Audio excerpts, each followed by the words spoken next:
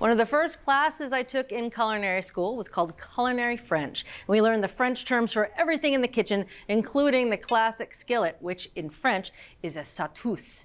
Now, a straight-sided sauté pan is called a sautoir, and they have different purposes. And today, Adam has a variety of sautoirs here, and he's going to tell us which brand is best. I'm afraid I have to refer to these as sauté pans, Julia. Sorry not to use the French. We like sauté pans because they combine a couple of really useful characteristics. One is it's got a pretty broad cooking surface, like that skillet does. Second, it's got medium-high straight sides. Yes. And those two characteristics make it great for shallow frying, for braising, and we like to cook down fresh greens in these things also. We have this lineup of 7 different sauté pans. The prices range from about $59 up to $310. Ooh. They all came with lids. So the specifications on these was fairly similar across the lineup. About 8.5 to 9.5 inches.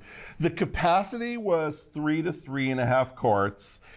They were all oven safe from about 500 degrees on, and they're all clad construction. And we know that means that there are different layers of metal bonded together. And the center is going to be aluminum, which heats up really quickly. It's very responsive. It's sandwiched between stainless steel, which is a little less efficient in the way it heats, but it's more durable. It's easier to maintain. And the combination of the two metals makes for nice, even, steady heating.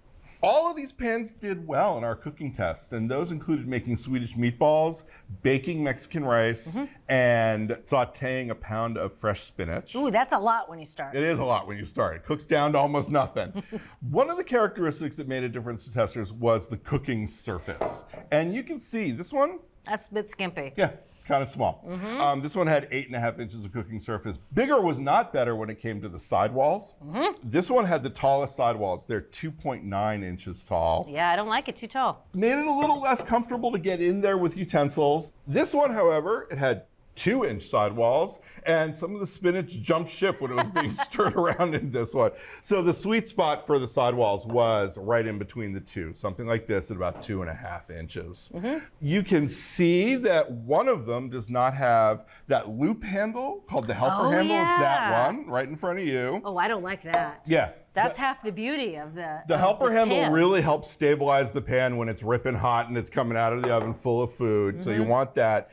In terms of the primary handle, they preferred them longer and straighter, like this one or that one, compared to, why don't you try picking up that one that has a deeper curve?